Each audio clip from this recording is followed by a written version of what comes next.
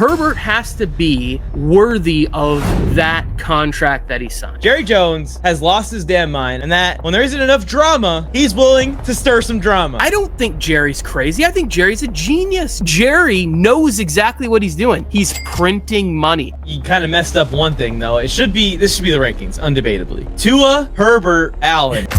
Yeah, let's get it hype. Kicking it off with NFL Mike. Yeah, get ready to ride. You know that numbers and ball don't lie. It takes talent. What up, LA?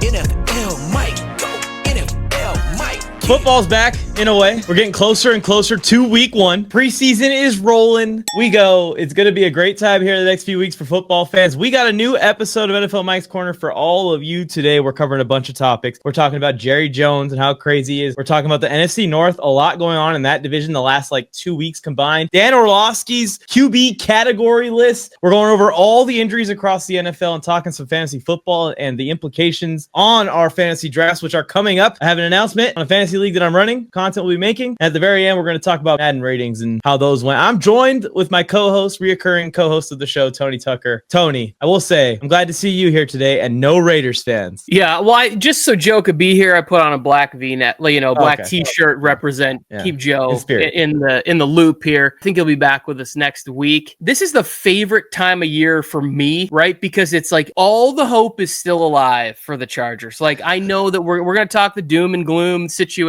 and stuff going on there, but nothing can't rain on my parade because I can always find a way to make sure that the Chargers are in the playoffs in my predictions. You know what I'm saying? That's the beauty of this time of year. Now talk to me in week 8 and there's some injuries and they had a tough start to the season and it's yeah, could be a different song I'm singing, but there's no way that I'm singing a different song on August 14th. It's not going to happen. I'm not going to be one of those people that's well, I don't know. Nope. It's all roses, sunshine, fantastic here. Well, it's just about time to start. I think maybe after this episode, second week of preseason, it's time to start firing up and get in the predictions. So we'll maybe do an AFC, NFC episode this year, or we'll do something where we give our predictions for every single team. But this week, we're talking about NFL news and what's been happening, starting with Jerry Jones. Jerry Jones has lost his damn mind, and I'm going to have the editor clip in the clip here. Tony, I know you saw it, but Jerry Jones, the exact quote, what he was saying is that basically that the Cowboys, and this is not me exaggerating like I normally do, the Cowboys are a soap opera to him, and that when there isn't enough drama, he's willing to stir some drama.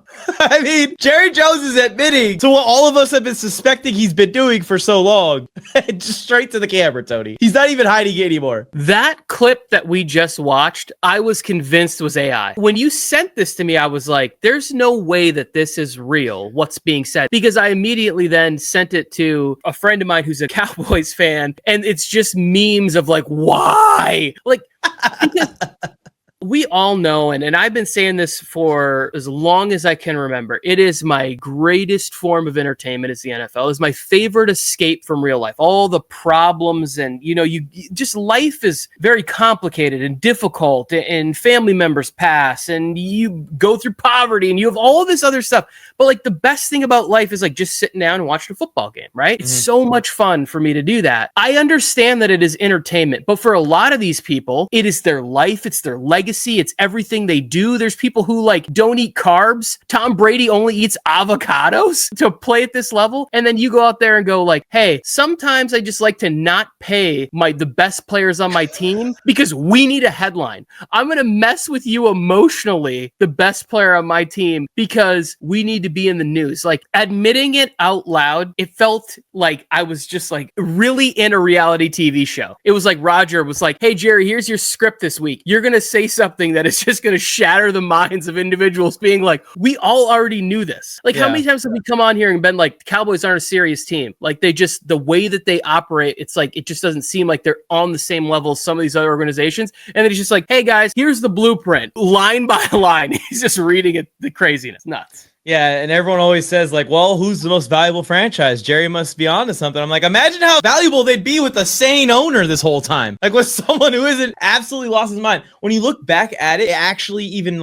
brings more context to so many stories, to so many rumors, to so many moments, to so many contract battles that the Cowboys have had with players over the years. Even Dak and all these guys. With Micah, the thing is with Micah is that Micah, you could tell, is a guy that just wants to win. That's all he cares about. He wants to make his money. He wants to be the highest paid player in the league. He wants what he deserves. But at the same time, the fact that he can't practice, you can see is just torturing him, watching him there. You can see that he's in actual physical pain watching his team practice and not be able to join them because his owner is crazy. Literally. I think Jerry Jones is just waiting for a specific date he probably has on his calendar. I'm going to disagree with you, Mike. I don't think Jerry's crazy. I think Jerry's a genius. Jerry's he's not. Hang on, hear me out. He's not the crazy one. The fact that Dak could have played out last season and probably been a free agent this year, but he chose to stay there. Like, Dak wasn't really going to lose any money. Like, imagine if Dak would have been an open market quarterback this year. Raiders probably would have paid him money. There's a couple other teams that were in that market. Like, I'm sure Tennessee might have thought about coming with, like a pretty big bag for him there. Like, he wouldn't have lost out on a ton of money. The players who are like, hey, I get it if you're like, like Micah, I kind of feel like it's a huge gamble for him to not get paid right now. Like, if he plays, suffers a catastrophic injury, he's going to miss out on a lot of money. But a player like Dak, he had the opportunity at a position that is highly coveted, like quarterback, even with all the injuries, he still would have gotten paid like $50 to $55 million by another team and could have been playing for maybe an organization. Like, imagine if he goes to the Seahawks, if he'd have been a free agent last year and they could have figured out how to get him there with a head coach like Mike McDonald and that defense. All of a sudden, we'd be looking at the Seahawks as like a legit contender in the NFC. Jury's still out on Sam Darnold. But like, Jerry knows exactly what he's doing. He's printing money. The Cowboys stay in the headlines. And the fans, they're the ones that, if we're talking about insanity, they sign up for it every single year. We all know a Cowboys fan that's like, it's our year. Have you seen our offensive line? We added George Pickens. Do you know what our defense is going to be like? And you're like, okay, every year it feels like the same exact thing for 30 years. Well, without Micah Parsons, their defense is going to suck. Unless he's lying. Unless Micah is straight up lying in all these interviews over the last year that he has been knocking on Jerry's door. I want to get a contract done. I want to get a contract done. Before Myles Garrett, before TJ Watt, I want to get a contract done. I do want to be the highest paid edge rusher as of today, but I want to get signed multiple years ahead so we don't have a contract dispute like Zeke, a contract dispute like Dak, a contract dispute now like Micah, and Micah still was rejected at the door. The idea that he was going to do He's offering to take a discount for Jerry to remain a Cowboy and not have any drama, and Jerry said, nah, I'll push the red button that says drama and all kinds of issues. That's the thing, is he's not operating any differently. Remember on draft night when I was sitting there and I go, but it's Cowboys, dumb. It's dumb. Cowboys it's talked dumb. about all this stuff. What did Jerry do? Dumb. He's like, oh, we got a trade in the works and we got all this stuff. And then he drafts an offensive lineman. Jerry's not changing. It's just the overreaction from all of us and all the people still getting in line doing the same things for the organization. If Micah was like, he could play this year, ball out, Jerry still probably franchise tags him next year because that keeps them in business. And then he would have to go back another year on the franchise tag because Jerry would love that. And then finally he'd be able to reach free agency in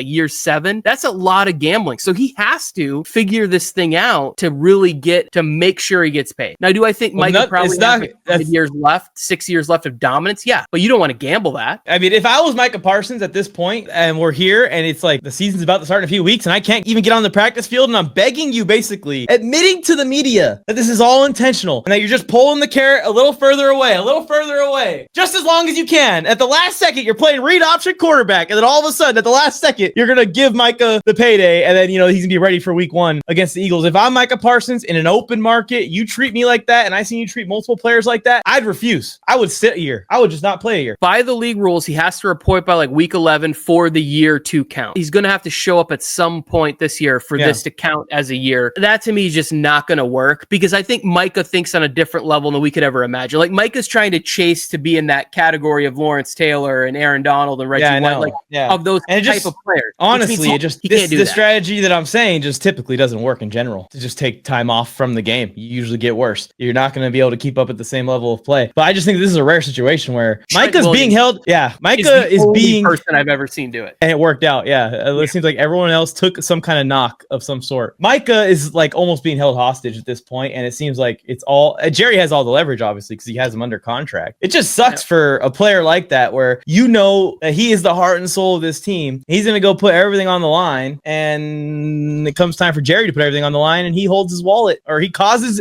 intentional drama. It's not even like he's trying to negotiate with Micah. They're not negotiating. I know what that means. Jerry already has agreed in his head. His whole staff agrees. We're going to give him the number he wants. Yeah. We just want to drag him along a little longer. Okay, we're on the same page. The game plan is exactly as follows with CD, with Dak, with Zeke. With Zeke, same thing. Yeah, right? Yeah. Just drag that carrot through the news cycle, and then once we get to the end of it, and your player's been tortured. I mean, he's done this with offensive linemen too. Like he do this with like Zach Martin, and there was another offensive lineman I think kind of dig his feet in a little bit. We know Jerry's game plan. You guys act every time like it's going to be something different. And what I've finally come around to the idea is that like the insane part is that when the players actually have the ability to maybe kind of force their hand and not re-sign, they re-sign. Yeah, and I know. Maybe they should just start thinking like, yeah, I got to find a way to get out of here. Well, Jerry's setting himself up for a whole mutiny situation, because even when you see like a small thing happen with Micah Parsons, CeeDee Lamb reacts on Twitter. George Pickens reacts on Twitter. Then another guy,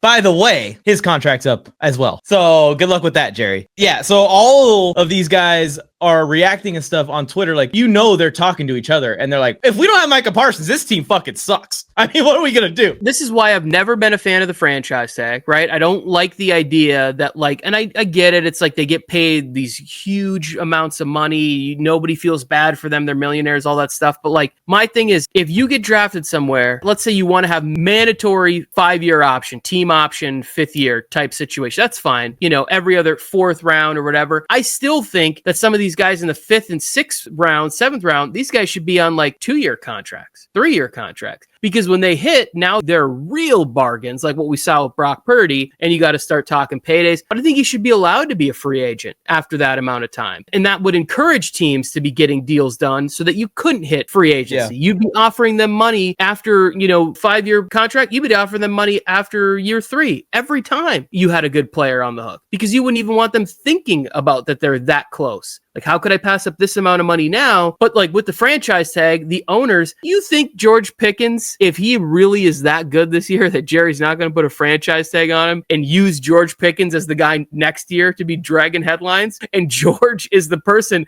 who's going to give you, Mike, all the TikTok ammo you need to be putting out videos next summer. That's if George is the player that we thought he was when he came into the league. Yeah, of course. Yeah, and at least with George, it'll be a little bit warranted. A little bit, like there's some questions there. He has some character issues. He hasn't had the big year yet. Unless, has it this year. Not the extremely big year, I should say, like a CeeDee Lamb or whatever it is, stratosphere that this guy's going to try and touch when he gets paid. With Micah, I just don't see it anymore. He's unarguably a top 5 player in the NFL and top 10 player in the NFL of all positions, but at his position, maybe the best. Jerry just literally has admitted to it now, is that he is only not signing them for headlines. And to me, that's just malpractice. It's like driving drunk at the wheel. It's like having Joe Biden as president. Put in the next person in line, whoever it is. He could just be a mascot of the Cowboys. Like, this is the owner or the old owner of the team, and he's still hanging around. They still give a shot of him in the suite every once in a while. Perfect. Here's the thing about the Cowboys too, is like, if you look at like their drafting process, like Cowboys fans are watching this right now. They're like, these 2 idiots and whatever else. It's like, guys, he really does take care of his players there, right? Like, who is Odigizua, the defensive lineman? I get the names mixed up sometimes, but they signed an interior defensive lineman that they drafted. That's been a really good kind of underrated interior defensive lineman type player. They've drafted so well. Demarion Overshown has had some unfortunate injuries, but he's played really good. Deron Bland, he was a later pick or undrafted guy or whatever he was. He's been really good. They've been drafting well in rounds 3 through 5 for years in Dallas. And he takes care of these guys. But when he gets a big name that everybody knows is going to be in the headlines, he likes to dangle the name out there so that, hey, everybody look at us. We're the Cowboys. We're the shiny object all year round, and that's just how it goes. Like, George Pickens doesn't even have to have a breakout year, Mike. He could literally have a couple of monster plays. Like, if he has an OBJ type moment on Monday Night Football and has like 800 yards and 8 touchdowns this year, Jerry's going to be like, yeah, we want him back. We want him back.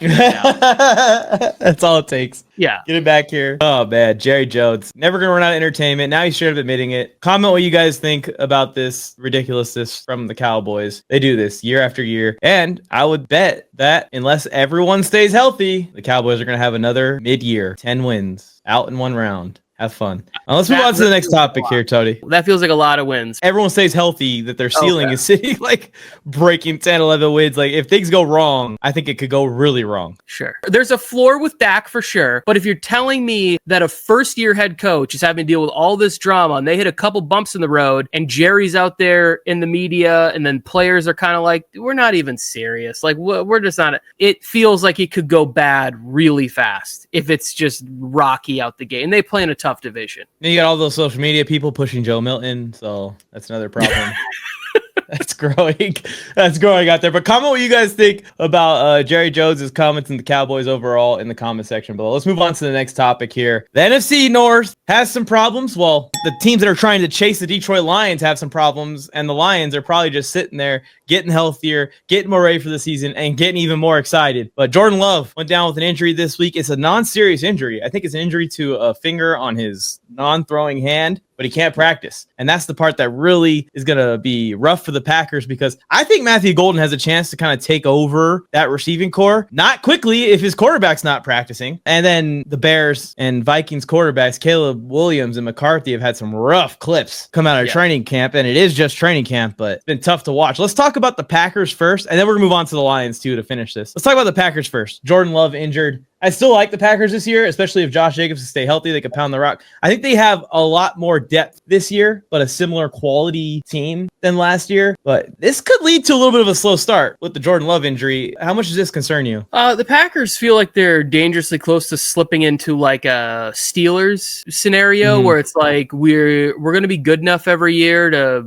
win a chance to go to the playoffs. Like we're going to be around that 10, 11 win team or whatever, as long as Jordan Love is healthy. They do need a player like Matthew Golden to take off. The player that I have a lot of high hopes for this year is Tucker Kraft. Like I think this can be sort of getting onto that, like, oh, hey, does this guy remind people of George Kittle, or, in that scenario of somebody who's part of the run game and part of the pass game? Like, but it almost feels like the universe is trying to say, like, Favre to Rodgers to Love, this is enough. We're just all of a sudden, like, his thumb is like, he's just got to have surgery on his thumb. Like the universe is trying to say, like, enough is enough. Like we have to put an end to them having this thing. But like if they're a well-run organization, they always seem to draft like good players that are there. They need a couple of these guys to sort of hit that next level. Like Rashawn Gary's one of those under the radar pass rushers. Like, can he take it to another level? Some of the interior guys that they've drafted recently in the past, like, can one of those guys jump to the next level? Like the linebacker, Quay Walker, is he somebody that's going to be there? I thought the addition last year of McKinney from the Giants was sensational for them. So, like, can the Packers sustain in the early season where there might be a few bumps timing-wise? Because really, like, you look at it on paper, you're like, this is a really good football team. You just don't see, like, outside of Josh Jacobs. I think Josh Jacobs is a great player. But beyond that, like, I don't know that I see, like, anybody jumping out as a great player. And typically teams need a couple of those guys, offense and defense, that just jump out as, like, really great players. Yeah, you're right. They're in search of those elite players on the team that are the leaders that have the C on their chest year after year after year. We'll see how J Love does with his wide receivers, man. That's the thing that sucks about this most, especially for fantasy football, is like, I really want a Packers wide receiver to be freaking good, damn it. It's right there for the taking. You have a great offense. It's got a good rushing attack. You got a good quarterback, good offensive coordinator, good coach. It's an offensive-minded guy that's put out consistency,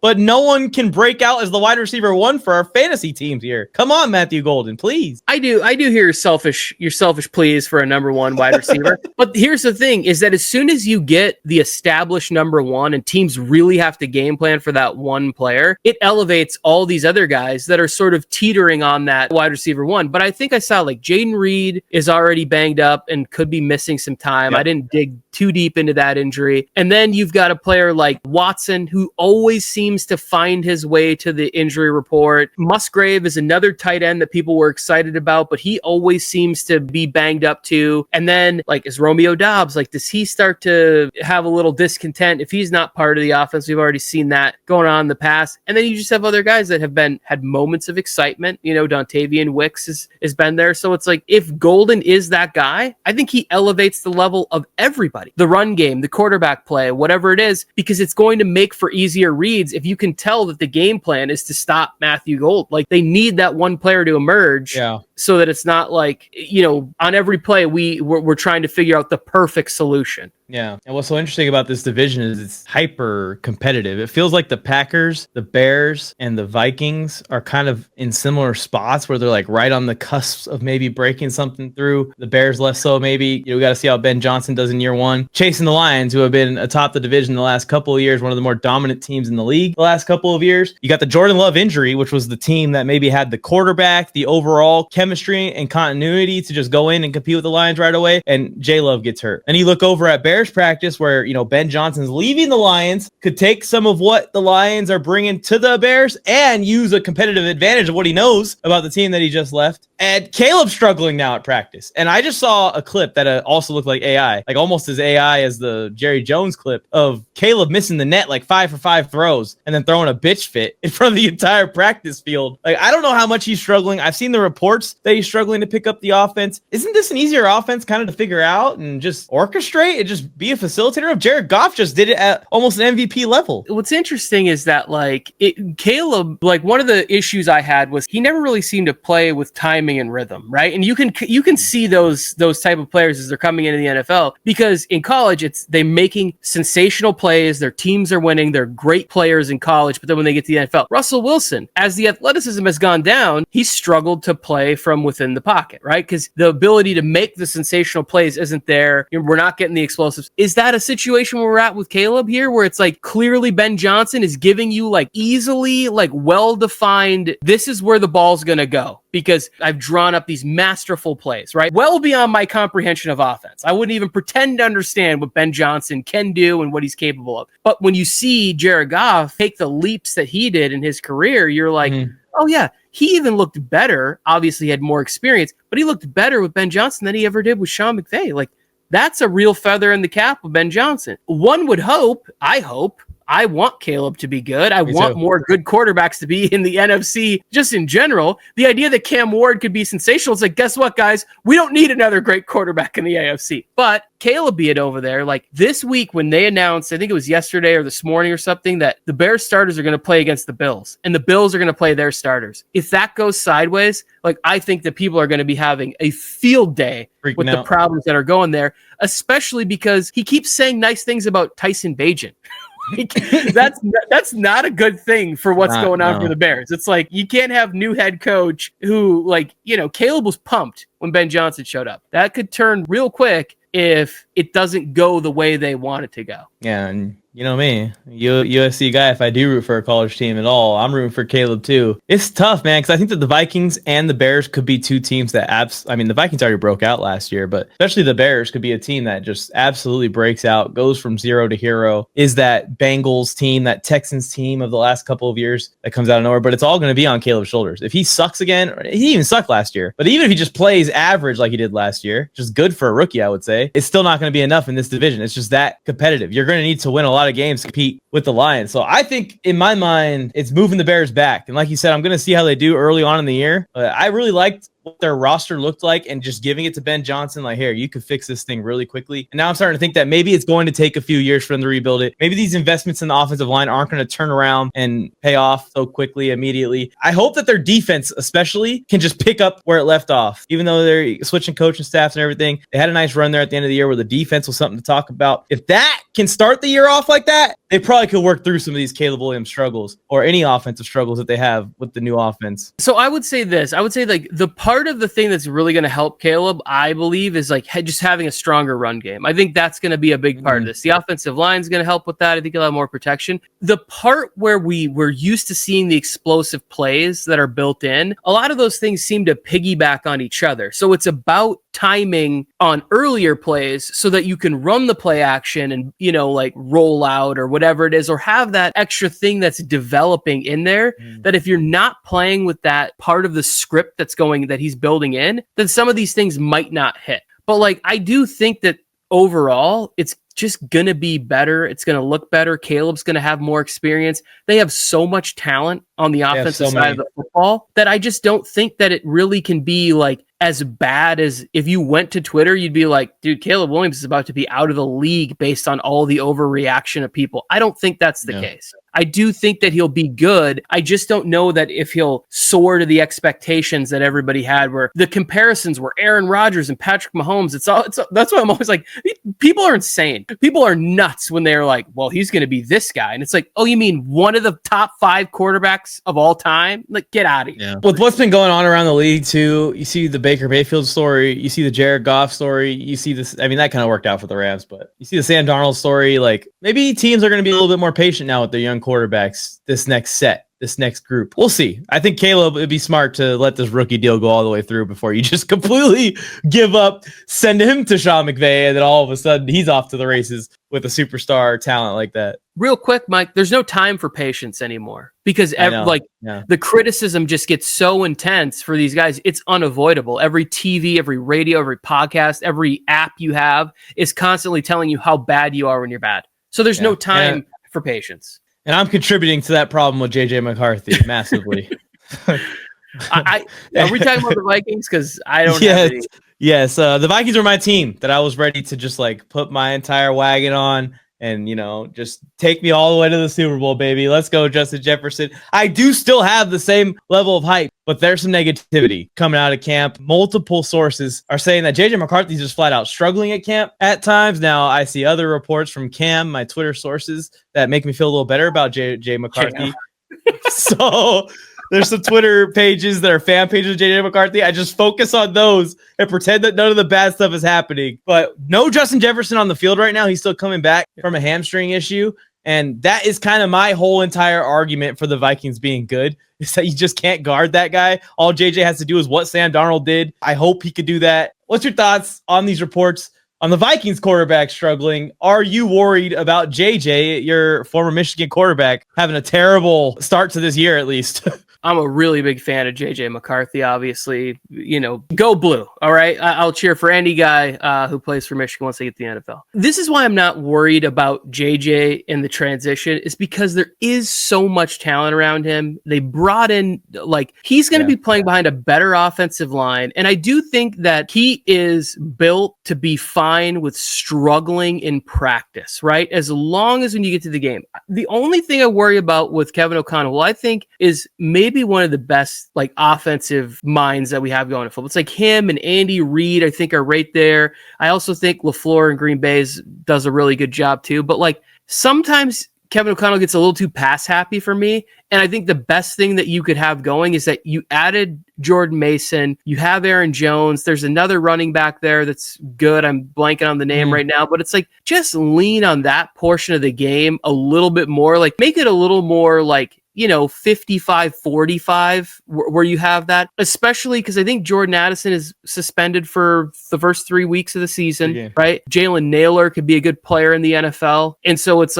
you're going to have that. The other guy they drafted, I believe it's Tay Felton, is a speedy wide receiver from Maryland, I think. So they're going to have options to be able to get the ball downfield. But I think the best thing that they could do for him is at least keep it 50-50 in the pass game to start the season. And he's going to be able to use his legs. I just think the Vikings are going to be able to get the ball back for him in all sorts of plus field advantages. That defense is going to be a real issue for people, and they're going to be giving him the ball a lot on the plus 48 yard line, midfield. Here you go, kid. We need you to get 30 yards just to get some points, 48 yards for 6 that. And we're golden. And so I think he's going to be just fine. I really like the Vikings defense better than I like the Bears defense to be helping out the young quarterback. I agree with that. I also was going to say that I like the Vikings better than the Bears to put it together right away. Just because JJ got a year to watch it. You didn't want it to be an injured year. You'd rather have him been the backup quarterback every game for Sam Darnold throughout all that. But you almost saw it operated at the level Kevin O'Connell's looking for. Now, if JJ could take it to another level past Sam Darnold with his legs, like you're saying, and just be a better quarterback overall, be more patient, be a little bit more poised, less interceptions, less bonehead games, not have those random games where you fall off the face of the earth like Sam Darnold tends to have. Man, this team can win 14 games again and be competing at the top, like you're saying. I'm excited for it, but I don't think that I'm ready to crown the Vikings as my predicted divisional winners like I was before anymore. The lust is starting to come off with the Justin Jefferson injury, combined with some of these reports, combined with the Jordan Addison suspension. It's all starting to pile on. By the way, on the Jordan Addison suspension, wow, the courts got that one through quick, right? But then the Rashee Rice thing just keeps getting delayed. Just past week 1, like they're gonna have the court date the day after Brazil. He's coming home from Brazil straight to court. It's their big YouTube game, like they want that to kind of be competitive and have all the right players. It is a little weird that we haven't heard anything about that. I don't want to get into conspiracy talks. I'll just say this lastly about this division is that I think that if you just went top to bottom, this might be the best 4 teams, right? And I think they broke the record for wins last year for one division. And they broke the record that was set like a year before or something. But yeah, it's crazy. So this division is still going to be there. It's interesting because there's so much flex for all these teams, right? Like we didn't really talk about the Lions. I don't know if we are or not, but that the interior. Let's talk about them. Yeah, let's do it. The interior part of that offensive line, you lose Ben Johnson, you lose Aaron Glenn, which I don't feel like enough people are really giving credit to that part of it. Like I thought he did a really amazing job towards the end of the season when they were dealing with so many injuries. So then you have that flip there. Obviously, the Bears, it's all new, first-time head coach type of a situation there. Vikings transitioning from quarterbacks is always kind of up in the air. And then the Packers, where it's like now you're starting the season with trying to figure things out offensively, but now your quarterback is going to be sidelined, what sounds like until week 1-ish. And then last year they had a slow start too because Love was also injured. I think it was in that Brazil game on Friday night, Eagles-Packers. So but to stick with the folks on the Lions, Mike, they really have the opportunity where if they can grind out this year and stay on top of this division, we might be looking at like a really long run of the Lions being, if they find this year like transition from losing both coordinators, big flux in the offensive line, because he put some draft picks into that interior offensive line over the past couple of years, kind of knowing something like this might happen. And then I really like Tesla, that wide receiver. He's kind of like, what do you call, who's the wide receiver? You call him vanilla something or other, like you call him, damn it, I forgot. I messed it up. Anyways, Tesla reminds me a little bit, and people are going to go nuts when I say this, but like a lesser Julio Jones. Like what the big... I'm not like he just like when I watch him, like he's really fast. He's I think he's like 6'3", makes plays downfield. Like I just think that he's got a real potential to be a big time player in the league. Obviously Jameson Williams had a bit of a breakout last year, was able to go over 1,000 yards. It'll be interesting to see how much different the offense is this year. But like they're getting back all these players. Like I just don't know how I can't pick this team to finish first or second in this division. Like I know there's issues and I know there's question marks, but like I just look at the roster and I'm like, damn, just what they're getting back from IR is enough. Plus they have another draft class that's come in. It's gonna be fun. Yeah, I'm getting more and more sold on them too. And I already was sold on them. It's not like I needed to be convinced, but I was ready to like be that guy that's going to back something. And I just can't bring myself logically to it completely like I thought I was going. I was stepping down this path step after step, and now a big boulder just fell in front of me in the last week right before the season's about to start. So maybe I'm just being a pussy. I should just stick to my guns and trade Jahmyr Gibbs and trade him on Ross St. Brown in my fantasy leagues and sit here and tell you that the Lions are going to fall off. But my thought process also is that they're getting to a point where their offense, it's like their game plan changes week to week. It's like the Bengals where you have so many options to go to at a certain point on offense. Like, is this a T. Higgins week? Is this a Jamar Chase week? Is this an Amon-Ra St. Brown week? Is this a Sam Laporta week? Is this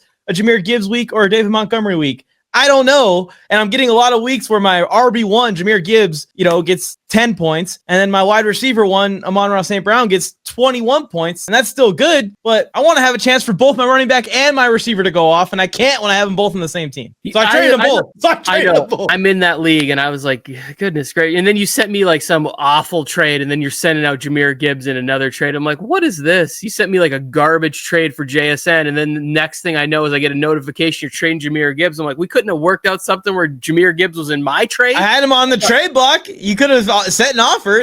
I put him on the trade block as a post, like who wants him? And the Jamar Chase owner, who's also a Browns fan. I'm a text message away. Well, when I got a Jamar Chase deal being negotiated, I ain't text you for JSN. Sorry. Yeah, no, I fully understand. I can't compete. I couldn't compete with that. Well, that could backfire on me with one hamstring pull. Yeah, we don't need to get into fantasy conversations just quite yet. But with the Lions situation, the leadership of Dan Campbell, we're going to get to see exactly how, what kind of culture he's really established there. And I happen to think that it's a strong one and that everybody's going to be bought in and they're going to play a certain style of football that's aggressive and physical. And that tends to work year after year. You just have to have the bodies. And last year, unfortunately, they just ran out of capable bodies by the time they got to the playoffs. I can't see a world in which they win less than 11 games this year. That's a good bow tie to tie on it, because I was also thinking that, this is a team that's been through a lot the last couple of years. They've been winning a lot. They've been trying really, really hard. Will they run into that franchise fatigue? We've seen a few teams that's just been right there at the door, and they just can't quite break the door down to get to that next level in the playoffs, to get to that next level where they're competing for the Super Bowl. The Lions are right there. So we'll see how it goes. I think that I would rank it in this division right now. Lions, Vikings, Packers, Bears. Oh my. What do you think? I don't have it final set in yet right now, but I would probably go Vikings, Lions. Ooh. Why couldn't you just tell me before the show that you were going to go Vikings, and I would stop hesitating so much. Last year, we did this thing where I kept going, guys, watch out for the Vikings. And then right before we did our predictions, I chickened out and I put them and they were right. Yeah. I put them at 9-8, and then they went 14-3. And I was like, well, you don't get credit because you were too chicken to admit it. And it's like, well, now I just look at all the additions they made defensively and to their offensive line. And I've seen Kevin O'Connell perform well with, Jaron Hall or whatever his name was, Josh Dobbs on 5 minutes notice. It's like, I think JJ is going to be just fine.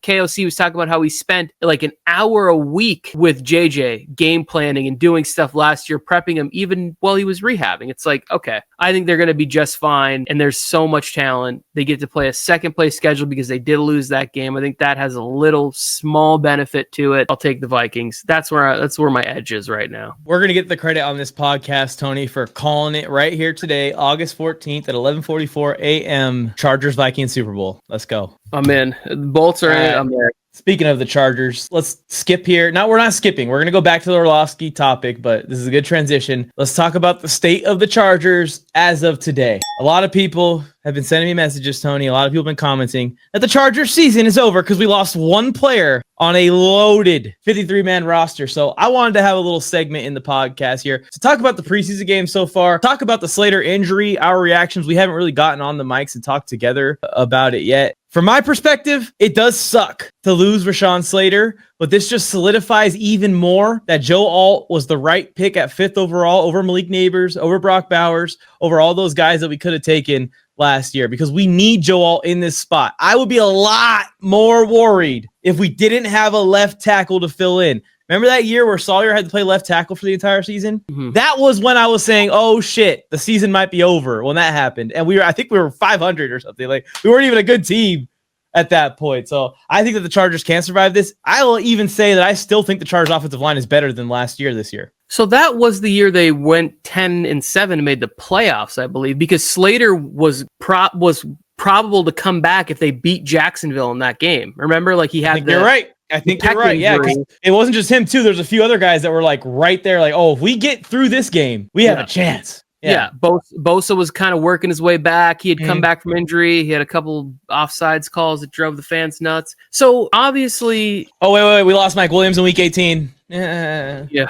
Oh man, that was brutal. Whoops. The Rashawn Slater side, it hurts. I feel worse for him than I do for the team, right? Because it's in a situation where, again, he's already got one All-Pro season under his belt. They've just come out with this new award where they're going to nominate offensive linemen. He's definitely somebody. I don't know if he would have won one, but the trajectory of his career was that he would have been in that conversation likely many times over the next 5 to 7 years of his career. And then you suffer an injury like this, and it's now you really got to grind and see how close you can get back to where you were. Because last year, when he comes back, And when he comes back, is the left tackle position still going to be open? I just don't believe that it will. I think Joe Alt will play rest of so his career well there. over there that he'll just end up staying there, and it'll be sort of like a, hey, we want you to do this for the team. And I think Rashawn's a team guy. I believe he played right tackle at Northwestern. And obviously this is all just us bullshitting here because,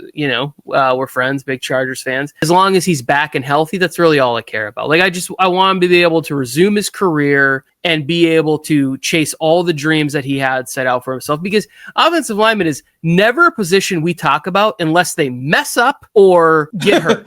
It's like not the world that I live in as far as like talking with friends about football and stuff like that. It's always like, well, you really like this player, but what's the offensive line look like? What have they done, in these areas? And we'll talk about that in fantasy football as far as like drafting a guy like Jahmyr Gibbs in the first round. It's like, I still think he's a great player, but I got some questions about the Lions' offensive line. I might not be reaching that high for him. In the Chargers situation here, I do like the part where Joe Alt gets to go over and play left tackle. Trey Pipkins has had his best year in the NFL at right tackle on a year where it was time for old Pip Daddy to get paid, right? So, and to add to that, Tony, a lot of Chargers fans don't like Trey Pipkins. That year that he had that year, he was playing on one leg almost the entire year. So remember when I used to put my flat tire? He had a severely flat tire for most of that season. Yeah. Oh yeah. The Trey Pipkins prediction. And I had my Pipkins Pro Bowl season. It's back. Is it still there? It's not. I was just looking for it, but I cleaned up. I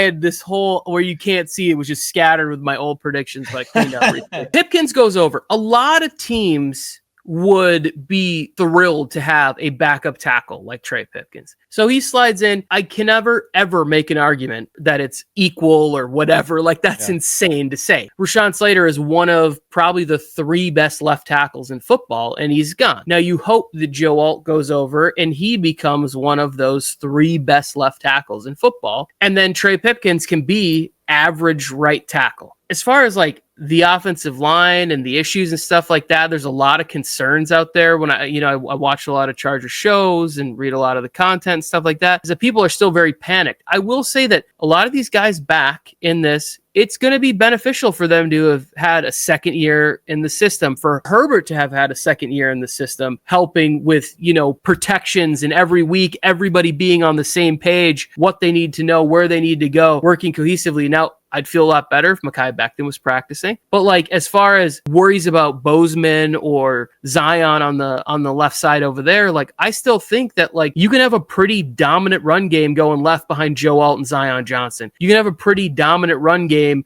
going right behind Mekhi Becton and Trey Pipkins. So it's like, can losing Slater to me lowers the ceiling of Justin Herbert MVP season, but I don't think it lowers the bar of like where I think the team could go as far as like making the playoffs and winning a game or two and like trying to find their way to the AFC Championship game and then having that any given Sunday type moment. Like, I don't think it takes them out of that, because we watched many games with Herbert with far less talent on the offensive line than what they're going to be running out, hopefully for at least week 1 this year. So it's like, are they going to be able to not see as much of a fall off because Omarion Hampton, and some of the additions to the run game there? I don't know when Najee will be out there, but I assume he'll be out there at some point this season. Rocket Sanders, Kamani Vidal, are these guys that are going to be able to thrive in that also is going to help the pass rush, right? It's going to be slowed maybe a little bit in some circumstances because the run game will be improved. The fact that there's going to be more viable weapons out there in the pass game, that hopefully Greg Roman will be able to incorporate some sort of quick game with Keenan and with Vlad. It seemed like all the quick game stuff last year was to the tight end. Well, now we got Gaston, who's pretty fast, and Conklin, who's, I think, a better receiving threat like that. Like, I look around at this thing, at the team, and I go like, we haven't even talked about the defensive side of the football yet. And I'm still psyched about what's going on offensively, right? So it's like, Herbert has to be worthy of that contract that he signed, right? And that's the thing, is where it's like, in these games, in close games, when players are getting hurt, can he still continue to elevate the expectations of the offense? Like, it's like, hey, we think it's 28 points this game. And he's like, no, I'm closer to 33 to 34 because I'm going to do something sensational that's going to get us over the hump in this game. And we've seen him do it many times. We saw him do it last year in the Bengals game. We saw him do it in the Broncos game. I could give you 15, 20, 25 examples. Yeah, but I'm talking about just in this this system, right, where we saw him have those moments last year. So I think that you can have more of those moments when you're in the second year of the situation, where it's like all the people who want to say, you know, Herbert's down here on this level, on this tier, or he's not proven this or that or whatever. It's like, as fans who watch every single snap, we know exactly where he's at. He is top of the level with all the rest of them. I think it's going to be, obviously would have been better with Slater, but I still think that this is going to be a great football team that we're going to have a lot of fun watching this year. I'm with you, and you basically said everything I possibly could say about how I think the rushing attack can still be improved when you take into account the Micah Parsons addition that we kind of had a side of the line that a rookie was being placed into last year, and he picked it up, and Micah Parsons was not going to be any kind of link that Joe Alt had to carry on the other side. So I still think when you take that into account, then the running back additions not only help the rushing game, there's so many times, Tony, last year in games, late in games, where the Chargers are down by a score or up by a score, and it's really close, and it's 3rd down and 5, and we just can't pick up the blitz that's coming, that we know is coming. You're blitzing in that situation, like it's like a 99% chance that the team's going to be blitzing there unless some weird spot, you know, where we're trying to play for overtime. Like, we can't have J.K. Dobbins in pass protection to step up to that linebacker, and now we're going to be able to make that last block, give Herbert that last second to get the pass off. Because really, to me, if he has 3 to 3.5 seconds and the receivers are getting separation, 10's unstoppable from what I've seen. And that's all we need. It's when guys get locked down and he's getting blitzed and hit right away, that's when we start to run into issues. So last year, too, the right side of the offensive line, you essentially had 2 rookies over there. Trey Pipkins was not a rookie, but he was playing right guard for the first time in his career with a rookie on the other side of him. Pipkins being back in his position that he's best at, which is right tackle, right? It didn't make any sense to put him at left when you have a younger guy on your team that we don't know what Slater, how long it's going to take, what it's going to look like or whatever. So why not just put the guy there that played this position in college that is going to be on the team for at least the next 3 years, rather than crossing your fingers and hoping Pipkins works out? No, put Pipkins where he's thrived the most in the NFL, and that's at right tackle. I look around, and it's like everybody's excited about Keandre Lambert-Smith and Trey Harris, and they should be, and Delavon Campbell in preseason. Like, we should all be excited about these guys. But the thing that, to me, that's most exciting is that with Keenan back and with Ladd, it's like these guys get to be bonuses to the offense. Like, they get to, there's no expectation level on them. We also get to lower the expectation level on Quentin Johnston. Like, now, instead of asking him to go out there and saying, hey, you need to be this, it's like, no, we're going to have 5 or 6 plays. You know, one of them might be an end around, and then there might be 4 other, plays where that are designed to get you the ball in space and let you go do what you do best. That should be a dream. And he has shown significant improvement at being able to track the ball a little bit better downfield. I just think that across the board, the team has gotten better. And again, we still have not talked about how fantastic the defense is, and how well the defensive line has played in the preseason so far. And I know it's against backups, but just we're getting to see a lot of these guys that are going to be out there for us on Sunday that are going to be contributing and that are going to be dominating and hopefully pushing back where the line of scrimmage is starting. And I think that allows Jesse Minter to be maybe a little more aggressive with some stuff. And for the defense, obviously the bar they set last year with the points per game, that'd be crazy to run that back 2 years in a row. But if they can even get, top 8, top 10 in that conversation this year, team's going to be winning a lot of games. I feel great about it. Yeah, and that's a great transition to our reactions to the preseason games real quick before we move on to Dan Orlovsky's QB lists here. The defense is what stood out to me the most in these preseason games, and how hyper-aggressive every player is. You started to see this with some of the players last year. You started to see this with mainly the starters last year and those 5th-round rookies that broke out. But the defense, we're going to give up a touchdown here and there throughout the season. I expect that. But we're going to have a lot of more pick sixes this year. We're going to have a lot more strip sacks this year. We're going to have a lot more big plays out of our defense. I can already tell just based off of the attitude that the backups are attacking it. And like you're saying, it is the backups. I don't see 52 out there. I don't see 45 out there. So it's our backups against their backups. And it doesn't even look like they belong on the same field. It doesn't. So if they can find the right, 4 to 6 guys that they're able to rush with 4, right? If whatever that combination is, as far as like if it's, Tito and Caldwell. How about that kid, by the way? How about 99? People need to turn their heads and watch this guy's tape. He has put on 2 magnificent games in a row now. I think he's been fantastic in the preseason. Yeah. And the thing is again, when you have talent in front of him, he doesn't have to have the expectation of coming out and being a starter, because Tier Tart and Tito Agbonia and Deshaun Hand and Naquan Jones, these guys that are all going to be able to play interior snaps in front of him. Scott Matlock. Matlock had a good game. Exactly. Yeah. At D tackle. So I look at the defensive line. I see great things. The linebacker position, we haven't gotten to see Dayon out there, but I think that he can start to get into that, top 5 linebacker conversation in the NFL, which is really exciting. And then you just have more dependable guys that are kind of filing in behind that, right? We get Derwin. We get Molden back out there with a healthy Alohi. Like, I know a lot of fans were down on Alohi, but it's like he battled through a lot of injuries last year. It's like, if all 3 of those guys are healthy, that's some more guys that you're saying, like they're bonus guys. It feels like added to this team. Like Denzel Perryman hardly played last year, and this guy was set to be our middle linebacker last year. Like he was going to usher in Henley slowly. Now Henley can just take that role, put the green dot on him right away, and we could let Denzel Perryman be the run stopper that he is. And that's what he's so good at. When you just let that guy just pin his ears back, and if he reads run, go get him. If you read pass, go get the quarterback. Like that's what he's so good at. Yeah, I agree. He's fantastic. And the safety depth there, where it's like if one of those guys gets banged up and you can find a way to have Jefferson, RJ Mickens has looked, played quite well in the preseason, but not going to be asked to be out there on week 1 trying to defend Travis Kelce. That's not going to be, that's hopefully not the situation that we're in. And then the cornerbacks, they just seem to keep having depth there. Like I really hope that Cam Hart can get out there in week 1 and be healthy.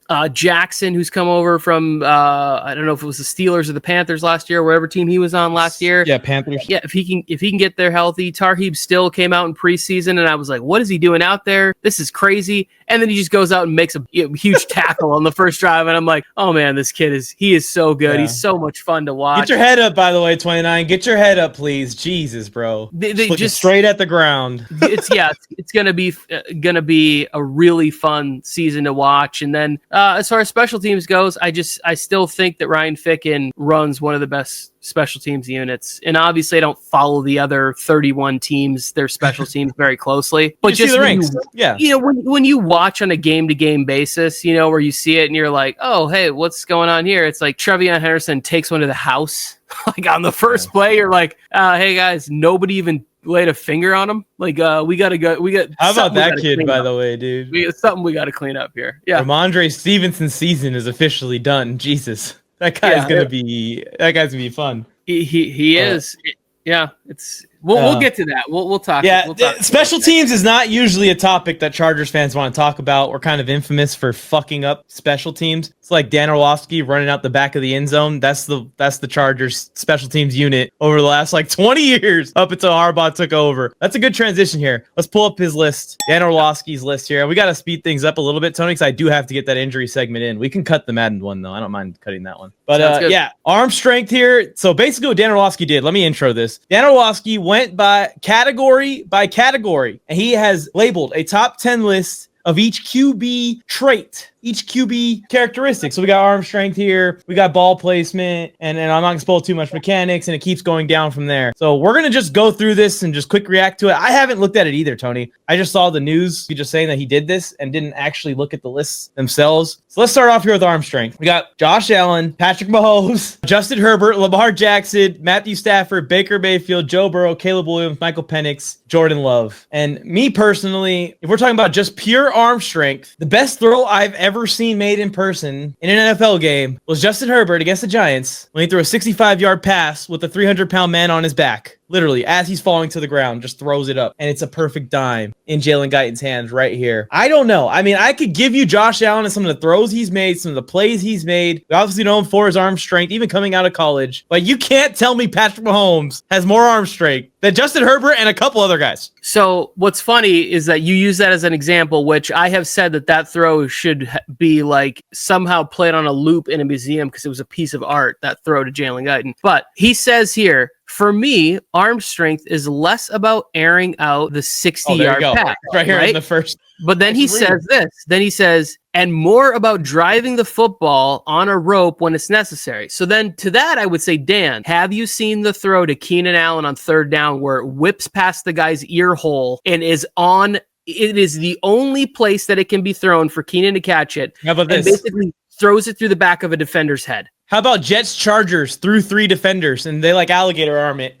All 3 of them straight to Keenan Allen, who's just standing there and just looks around. The rope to Ladd McConkey, which is further than 15 yards on a rope for that touchdown in the playoff game last year. The throw 2 years ago to clinch the game against the Titans to Mike Williams back shoulder on the rope. Yeah, what about week 18? Speaking of which, week 18, Mike Williams, 4th and 15. They're playing prevent defense. He rolls right, throws left into a mailbox. This big on the floor. He's literally throwing rope.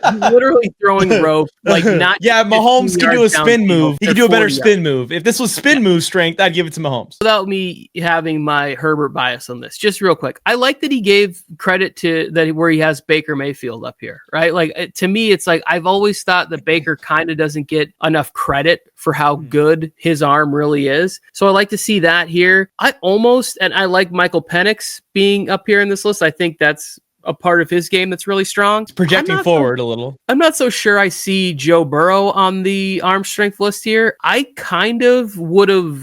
would have put Kyler Murray, who I think has I like that. Has a little more zip than him with his passes. I didn't go through and read what all of the breakdown was of everything here. Like I said, I just read that first sentence and was like, okay, I already have issues with you. You know who else has a sneaky cannon? Was a sneaky cannon that no one ever talks about? Sam Darnold can throw that thing when he's, doesn't have to think about too much other than just throwing it. And there's no pass rush coming for him. I think that there's a lot of guys like Geno Smith. I think he can really zip the ball when he needs to. Like that ball, he can rip that football. Yeah. I mean, it's arm strength is one of those things where it's like, if you're going to add nuance to it and you're not just talking about the Joe Milton drop back and throw it 85 yards or whatever, then yeah, you're going to see different things from different players. Here's the thing is that all of the quarterbacks, well, not all of them, but I would say 8 out of 10 can all sort of solid list. Yeah. Yeah, can hover around that. Now, you kind of messed up one thing, though. This should be the rankings, undebatably. Tua, Herbert, Allen. That should be the rankings. Let's go up to the next list here. Ball placement. So this is accuracy and ball placement aren't the same thing. Talking about the most important traits in a quarterback, ball location carries more weight. Can you precisely place the ball no matter the situation? Do you routinely get the completion even when you shouldn't? And again, unbiased. Where's Justin Herbert on this ranking to you, Tony? Yeah, I mean, I don't know. Outside the top 10? Tua over him? I don't know, Dan. This Have you seen Brock Purdy make better ball placement than Justin Herbert? Yeah, I don't know. I mean, I can't like if you told me there's a list where there's like touch passes coming up and Herbert wasn't on it, I'd be fine with it. But ball placement, I'm not sure that maybe like I would have Joe Burrow ahead of him and then I would have maybe Matt Stafford ahead of him. Maybe. I don't know how Jaden Daniels gets to. I love what Jaden Daniels did last year. I don't know how he gets to 2 on this list. I don't know. That's really high for a rookie quarterback to be rated on any of these traits. But if you're going to put Jaden Daniels here, why isn't he? Is he not on the other this list? Okay, let's keep going. He's not on the arm strength list.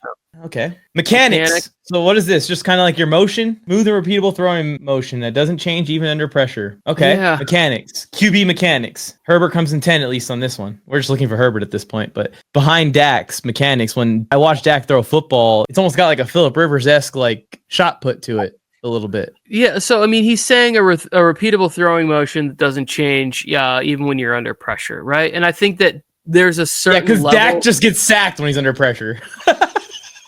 Yeah, I mean, I was gonna say this like the same. Well, because I saw Geno Smith at 7. Because Because Herbert stiff arms one guy and then jukes out another guy and then tries to throw it off his back foot. Now his mechanics are bad. I remember the throw or that play where Geno Smith saw Aaron Donald coming. Remember that thing that went viral where he was like, "Oh damn," or whatever. Remember, like he was just running at him. He just whipped the ball. Like I would. Hey, in his defense, I would have done the same damn thing. If Aaron Donald was coming in my direction, that angry, I would have shouted.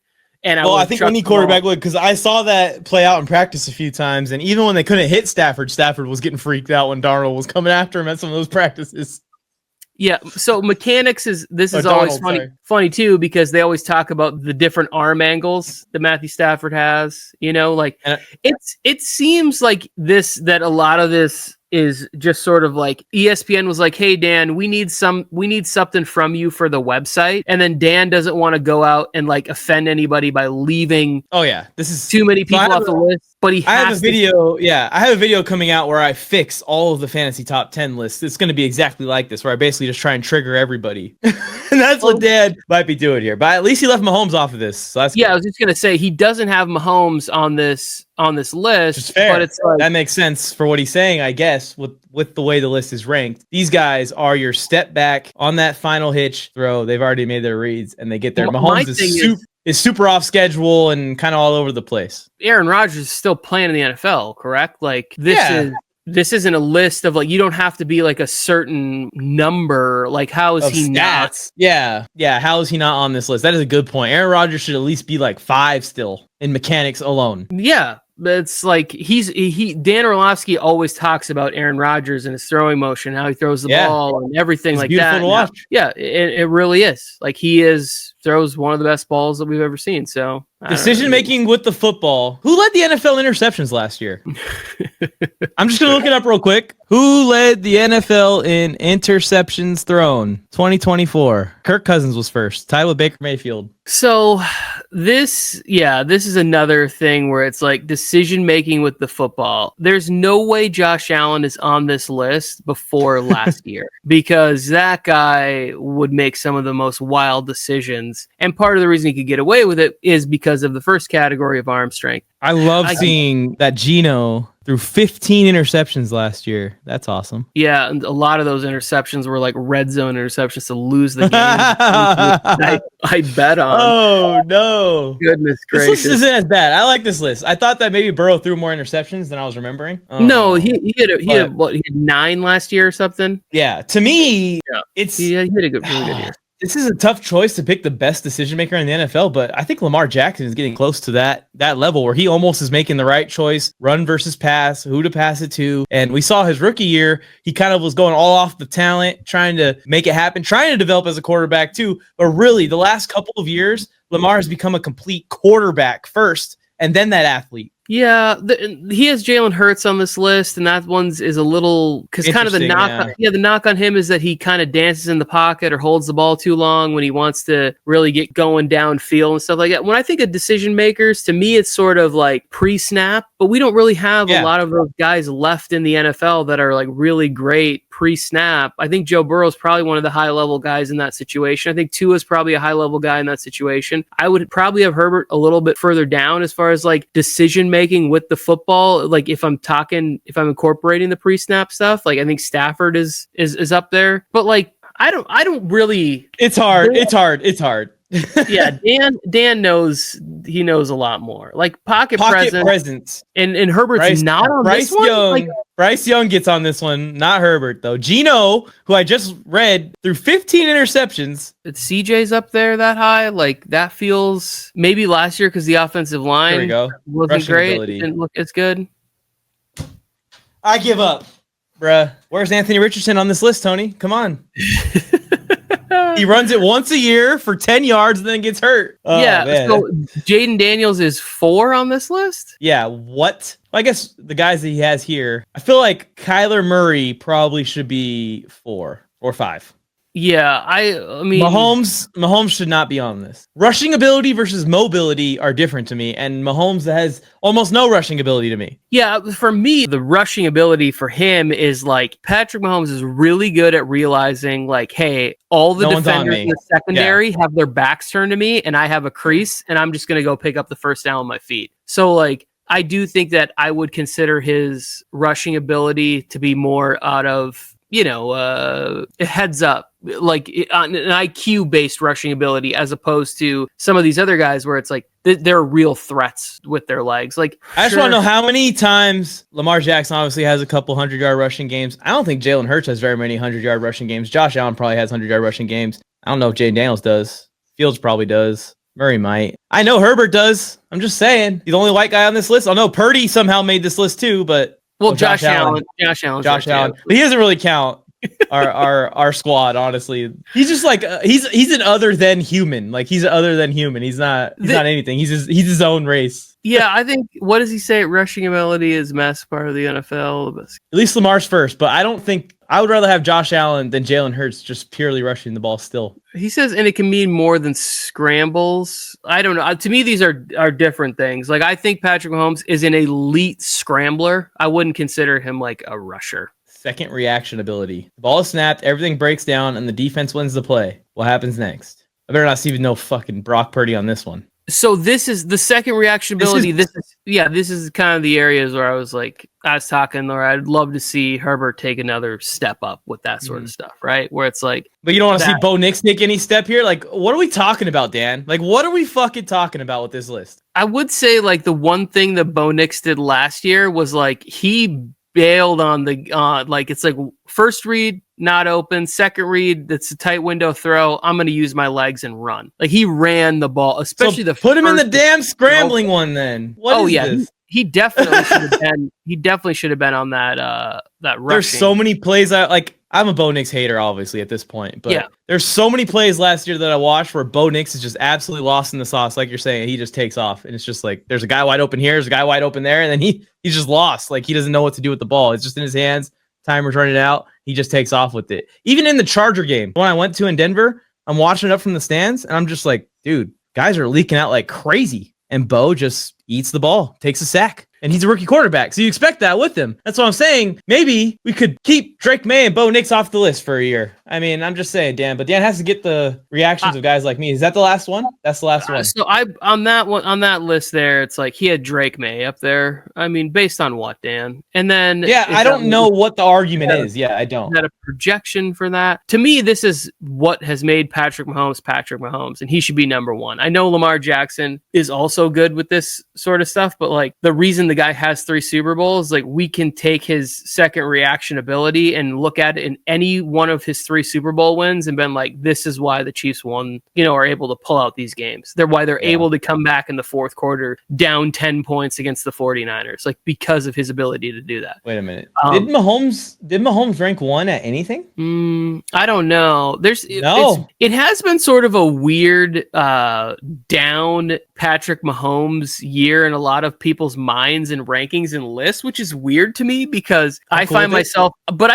being like, could we chill the fuck out on talking about how Patrick Mahomes isn't that good? Like, I don't like Patrick. I like Patrick Mahomes, the person. He's fine. He seems fun, whatever. But like the football player annoys me because he's always winning and he's my villain now. He's replaced Tom Brady as the villain of my scripted, to kind of come full circle here. The narrative, the story that is the NFL. Patrick Mahomes is my villain. He's a great villain because he wins and he's really good and he has Andy Reid. All of these things work in his favor, but there's a lot of people out there being like, I don't know, Patrick kind of took a step back last year. I'm like, based on what? Them winning 15 games? We hate him, that's why.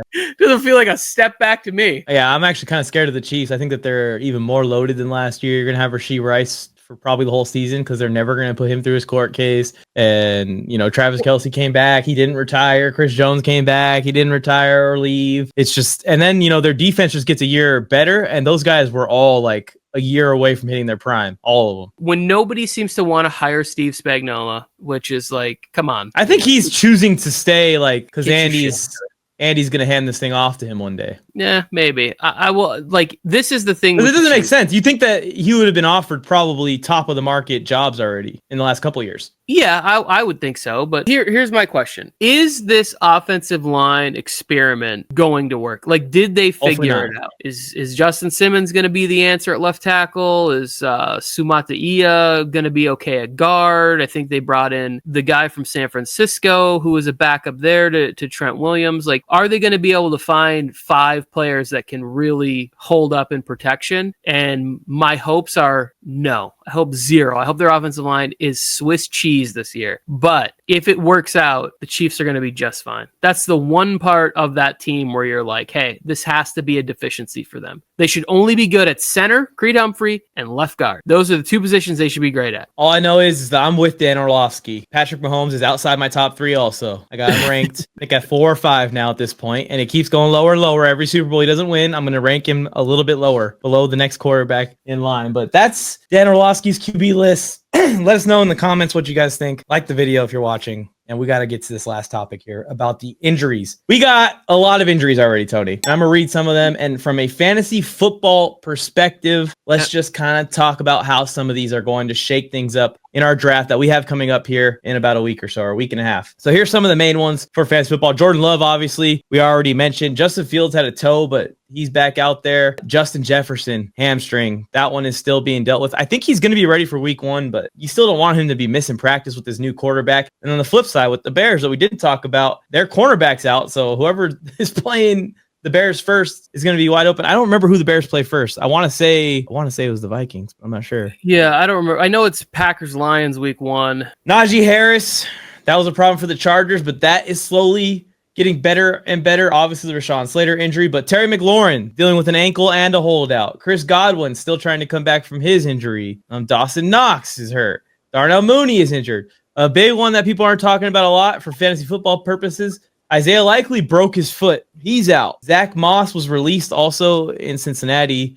That was an interesting drop by the Bengals. They must have someone that they really like emerging behind Chase Brown. The Cowboys lost Tyler Guyton, which affects their rushing attack a little bit. They've got a battle for RB1. Dontavian Wicks is dealing with an injury. So is Jaden Reed. Joe Mixon sidelined already. This has got to be frustrating because Joe Mixon now is year after year after year getting hurt in some way, shape, or form. Anthony Richardson already dislocated his pinky finger. Don't know if you got any Michael Pittman or Jonathan Taylor owners out there that's going to affect.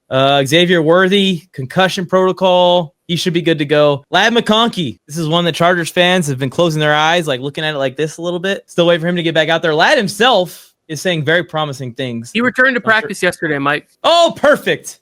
Great news, Tony. Thank you for breaking that on the air. Ladd McConkey back at practice with Keenan Allen now. And that would probably be their first practice together. Yeah, the first one that he's participated in. Yeah. We also had a Malik Neighbors shoulder injury, but he's back and he's okay. Hopefully he's going to be okay for the season. A.J. Brown, sideline with a hammy. Devonta Smith, sideline with a back. I mean, that's 2 receivers that you don't want to see down when you're going into your fantasy football draft. The 49ers situation is a complete mess. Juwan Jennings has a calf strains holding out. Brandon Ayuk isn't going to be ready for week 1. Ricky Pearsall's been in and out of practice this whole entire camp, so that's something to watch. Here's another one that I hate to see. Kenneth Walker, ankle and foot injury. So he's already dealing with something, a guy that's been notorious for injuries. Tajay Spears also kind of opening the door there in Tennessee for someone to step in there eventually. But that's the main meat of the list, unless some other news has broken that I have not seen. Landon Dickerson also went down with a knee injury. I think he has to have like a minor procedure that's going to be putting his status in question. The Eagles have a bunch of injuries for that game against the Cowboys. I'm going to ask this straight up. Out of all the injuries that you've seen, which one either scares you the most about a star player or injury to a teammate that's going to affect a star player to a point that maybe you aren't drafting them in round 1 or 2 anymore? Pause 1 second. I got to tell you guys about today's video sponsor, RotoWire. RotoWire is here to make sure that you dominate this fantasy football season. As you could tell on the website, there are plenty of kits for you guys to use for all forms of fantasy sports, including basketball, baseball, any of that. But I want to show you guys is the Sync Your League tool. Once you have your account set up with promo code NFL Mike for a discount, you can go ahead and select which league which app I should say your league is in, and you can add it from here. So I'm going to add my Road to Civilianship. This is my personal league with my military buddies that I have. It's a dynasty league. They're syncing it right now. You can go ahead and right here you can see it confirms that you got the right team, got the right settings, everything's set up. Just hit save, and boom. Now we can go into this league dashboard here on RotoWire. And once you get to the dashboard, look at this. This is customized for your team. So this is the top news about my players only. We have Dak on this squad. Ramondre Stevenson already dealing with a small injury. Hollywood Brown dealing with a light injury. Won't play in the preseason action, but during the season you can see how this could be helpful. And even go down here, just like an NFL team, you can have an injury report for your fantasy team, personalized. So these are the only 3 injuries we got on the whole roster right here. See the roster right below it. This is a dynasty league. Let me move myself here so you guys can see the roster. We got a squad, but we do have some work to do on this dynasty team. Trey McBride could be a tight end 1, tight end 2 type of guy. TJ Hawkinson's in that category with the tight ends too, so we're good at that position. We got receivers on receivers. I got Xavier Worthy, who has a chance to break out over Rashee Rice or just be that deep threat to open up Rashee Rice and feast off of teams who try to stop Rashee Rice in the intermediate range. I love Khalil Shakur's upside this year. Xavier Legette, not as much with the Tedoroa McMillan draft pick. He might be someone that we cut from this team when we do the keepers. You guys know what a CeeDee Lamb fan I am. I just traded Jahmyr Gibbs and the 4th overall pick for Jamar Chase. Hopefully Jamar Chase stays healthy and that works out for me. We already saw Ramondre Stevenson and some of the news that we talked about. I have Christian McCaffrey. That's another one. I'll ride this one till the wheels fall off with CMC unless someone offers me an offer I cannot refuse. The custom waiver wire is also here. Obviously, we haven't done our draft yet, so I can't really look at this too much and do anything. But it shows my roster, it shows my needs, and then it'll show you who's available and even give you some add and drop suggestions if you wanted to add and drop players. The fact that it's all customized to your league is awesome. There's stuff like a cheat sheet here that you could use. It's got all the ranking, and you could compare it to your team, or you could compare it to your personalized draft. It's going to change up the rankings a little bit for your league's rules. It's just endless, man. This thing comes in handy all season long too because of that injury report. I think that is one of the coolest features of all fantasy football tools that I've seen, that it gives you a custom injury report every week that you can set notifications to send to your phone, but also you could get your optimal lineup set here. So this will show you what your projected points are, and this is separate from Sleeper's projections. This is different projections that RotoWire puts together. That might be a little bit more accurate than Sleeper's projections. And you could see here, you could compare it 1 for 1. What's your options here in your lineup? Here's your bench, here's your starters. Let's set this thing for each week with it all on the table. No confusions here. I love it, man. This thing is awesome. They got power rankings too. You can see your league's power rankings, positional breakdowns, there's a bunch of draft analysis. We could sit here and go through it all day, but I want to get you guys back to the podcast. So the trade that I just did, let's analyze it real quick in RotoWire.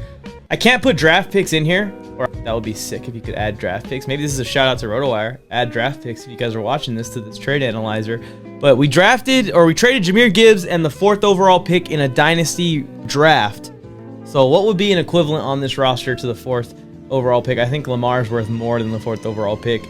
Alvin Kamara's worth a little less than the 4th overall pick. James Cook's right on the line. That might be a good one to use instead. Cooper Kupp, I don't think he would go 4th overall. Not D-Hop either. Not Mark Andrews either. Not looking at the kicker. Let's put in James Cook here. So let's say that James Cook is filling the spot of the 4th overall pick in a dynasty league. I'm not saying draft James Cook 4th overall. We're just filling this. Analyze trade. Let's see what happens. This is actually my first time using the trade analyzer. Look at that. Impact on power rankings. My team 0% impact. So that means that it didn't do that much to me. But the opposing team, it hurt them bad to lose Jamar Chase. And that's what all my league mates were saying when I accomplished this deal. So I liked it to see the reaction. What you could do is before you're sending out offers is you can go into this. You could go ahead and plan your trades out and make sure that you're making good trades. You get your top free agents here, stats. You can just go to the league standings, schedule, depth charts, everything, man. And once you sync your league into this, you're not going to ever leave this app because you're just going to be looking through all this stuff. I'm going to get you guys back to the podcast or the podcast clip that you're watching. But again, huge shout out to today's video sponsors, RotoWire. Thank you guys for providing me with a fantasy football tool that I could really use all year round, not just for my draft. You guys know I've made the fantasy draft kits before. This is my fantasy draft kit on steroids, on PEDs. So please go check it out. The link's in the description. You guys can also go to rotowire.com and just use promo code NFL Mike when you sign up, and you will get a exclusive discount. And enjoy it, guys. Send me some of your mock drafts. Let me know if you want me to grade some of your teams. Let me know how you guys enjoy RotoWire in the comment section below, or you guys can DM me on Instagram at the NFL Mike. Which one either scares you the most about a star player, or injury to a teammate that's going to affect a star player to a point that maybe you aren't drafting them in round 1 or 2 anymore? So I would attack this from the way of like, if I'm using top 2 or 3 round draft capital, right? So it's going to be those guys like Justin Jefferson, AJ Brown, Malik Neighbors, Ladd McConkey. I think the one that scares me the most is probably Malik Neighbors, because it's not just whatever was listed there. He's made several comments about his toe, right? Like it's like, oh, I might have to get toe surgery, or in the off season that the toe's been quite messed up. That's one where it's like, at a certain point, does the owner just say like, hey, the season's not going the way we want it to, shut it down? Because the Giants, well, I think they're going to be better than people are giving them credit for. They have a really tough schedule. Like their first 8 weeks, no joke. And then it doesn't get much easier after that. And it definitely ends difficult too. You got a lot of divisional games there. So like Malik Neighbors, I would say, is a little worrisome to me. I'm hoping that the Justin Jefferson stuff is mostly out of caution. So I would say like those two are the ones where it's like, because I think Malik Neighbors and Justin Jefferson are like first round, end of, like middle of the second for the latest at Malik Neighbors. I'm probably, leaning towards like, maybe drafting the running back that I like the best, maybe drafting like Bijan Robinson in the first round, and then going like trying to get Drake London or Nico Collins or something like that, as like the wide receiver one on my team, as opposed to some of those players at the top. Yeah, and Malik Neighbors already was carrying a lot of risk with him before this year. He obviously has as much upside as any wide receiver in the league. You are dealing with an interesting QB situation, interesting team that I think could be a run first, play defense style. Might change it up a little bit. It might not be as perfect for Neighbors as it needs to be for him to reach his ADP. For me, it's AJ Brown. And it's because it affects everyone there, and Devonta Smith too. But it affects everyone in that offense in a sense that if A.J. Brown isn't there, I think it hurts Saquon too and his value each week. I think you're able to load the boxes a lot more versus an offense that's down A.J. Brown, and if Devonta Smith is missing. So I think A.J. Brown's the biggest one for me. Yeah, like I said, any of those wide receivers that you would be drafting up in that area. I think the Saints lost a couple of offensive linemen that got banged up, like Penning and Clapp both were injured. So like that hurts. Like, any chances for Olave are just basically out the window. Like Kamara too. Like if you're looking for that to sort of be like the RB2, or you draft RB heavy and you're going, oh, I'm going to get him as my third running back. It's like maybe I have a little caution there. It'd be great if the Saints had Shadur Sanders. I don't know. People seem to like Tyler Shuck. How? I mean, he threw a touchdown pass on a broken defense. He also threw an awful, blindfold pick six right before that. Oh, yeah. His first touchdown pass was to the defense. Second touchdown pass a few plays later to the offense. Yeah. They want to go opposite of Drew Brees to that guy. That's what they're thinking. I don't know. It's on my team. I'm not that worried about it. I think the Saints. I have a prediction that Jameis Winston is going to be starting for that team at some point this year. But yeah, I think AJ Brown will be the one that scares me the most. And then what injury or what kind of situation do you think is pushing you into it? Like, hey, I want to take this guy now because this might be going south or a certain direction. I don't really think that there's any injury that's making me, more like feel better about like taking a player, right? Because I don't know when the other guy is going to come back. And if it's a big name player, they're going to be trying to work that guy back into the offense ahead of them anyways, right? So like for me, it's like which guys escaped the preseason, mostly healthy. They didn't really show up on the injury reports or whatever. I do kind of factor that in when I'm drafting, especially in the first couple of rounds. So it's like, I don't know that there's like Joe Mixon, for example, like which one of those running backs are you looking That's at? what I was about to say. Like, I'm not spot right there. I'm not really looking in that direction. So it's like, I will say that maybe the Jordan Love thumb injury might make me want, might make me wait on Packers wide receivers a round or two later. Like if I am looking at Watson, Reed, Golden, Dobbs. Like if I'm looking at any of those players, it might just be like, I'd rather go elsewhere. Like I'd rather look at like Jalen Coker or Xavier Legette in the later rounds than draft in that spot. My whole premise for this question is basically around one player that I have circled 10 times and then starred 10 times. And it's George Kittle also, because I think the tight end market is heating up in fantasy football, and George Kittle is still a great option with what's going on in San Francisco in the receiving game. But the big one, if Ricky Pearsall can stay healthy and get into the season, even if Juwan Jennings ends up figuring things out, I think Ricky Pearsall could be the steal at wide receiver in fantasy football this year. I think that he could end up stepping into the shoes that they want Brandon Ayuk to step into. And Brandon Ayuk just never gets that spot back, even if he does get healthy as the season rolls on. The guy has as much talent as any of the wide receivers he was drafted around, but he's in such a consistent offense that's going to get him wide open. And we already started to see Shanahan get him wide open last year. I think he could be a breakout receiver this year for a team that they want breakout receivers at. I agree with that. I mean, one that I wasn't really thinking another about. one, sorry to cut you off. Emeka Ibuka is another one. If Chris Godwin isn't ready or Chris Godwin's easing his way back in, I think Emeka Ibuka could start way faster than people realize. Yeah, I've thought about that. I have a little bit of emotional investment in Jalen McMillan because he helped me win a dynasty championship last year. You might be familiar with that. So I would like to see him continue to flourish. But yeah, I could see Emeka dominate in the slot early on in that offense. The one I was going to bring up real quick was Puka Nacua and Devontae Adams, where it's like, if Stafford's not playing, like, because you're probably drafting Puka in like the first round or early part of the second round.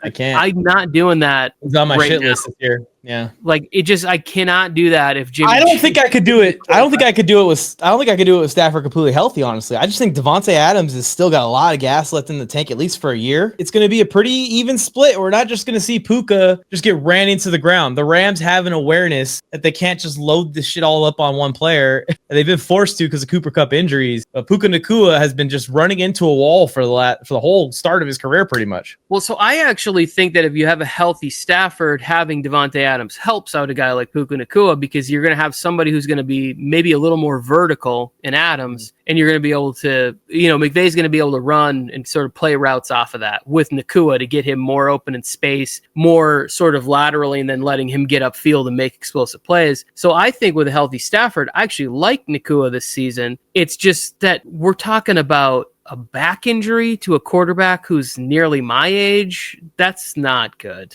I just hope that it's minor. I hope it is, because we've seen before in the last couple of off seasons, Stafford's been quick to be like, "Hey guys, I'm on a pitch count. This is not something I can't make it through every single season the same way I used to. If I have the smallest tweak in the off season, I'm shutting it down for a few weeks and we're gonna heal it up." It's not a good thing to do, I know.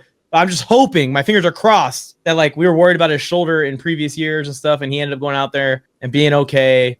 And yes, he did deal with injuries like he normally does, but he played through them, and the Rams are still very good. I think especially my worry is, Tony, maybe not necessarily that Puka's volume is going to go down a ton. I think it will go down slightly. I think especially when we get down into the red zone, Devontae Adams is going to eat in this offense.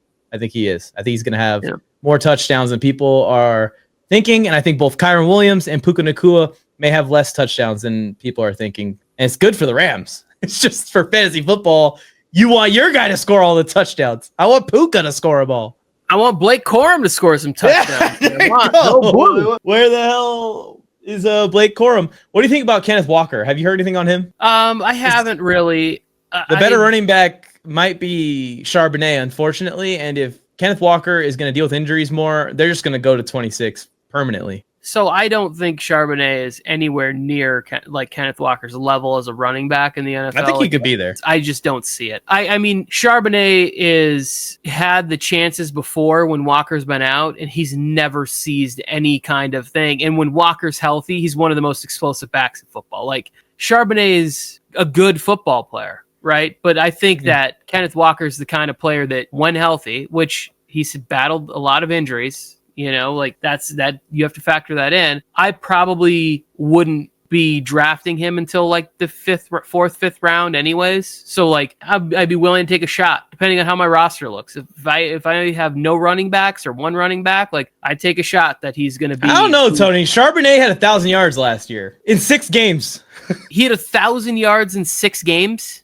Total, yeah, 6 starts. He had 6 starts, and he had literally 1,010 yards combined, receiving and rushing. So yeah, that's some contributions right there as the second running back, not as the starter. Again, Mike, I'm not saying he's not I'm saying he's a good football player, but I'm saying where Kenneth Walker is, like, that's another level. Right now, on 243 carries, Charbonnet is averaging 4.5 yards per carry on 243 career carries. Then you draft him and you take him. I will be drafting him. That's my point here, is I'm going to be taking Charbonnet at the end of my drafts, and then he's going to end up the starter of this team, and Kenneth Walker is going to be on the bench / injured. Let me see. I want to see Kenneth Walker's stats now. I mean, Kenneth Walker has been injured a lot. I know. That's a big problem. That's the issue. It's like he plays like 12 to 13 games a year, but when he plays, he's always productive. Yeah, so 3.7 yards per carry last year in the same offense. 4.3 for Charbonnet. I'm team Charbonnet. What's the pass game usage? What do you mean? For Kenneth Walker. How's he doing in the receiving game? You gave me 1,000 yards. You gave me that for him. What's my... Walker last year had 153 carries for 573 yards rushing. And then he had 46 catches for 299 yards receiving. He had a less productive year than Charbonnet. He started double the amount of games. It's not good for my argument. Well, it's just because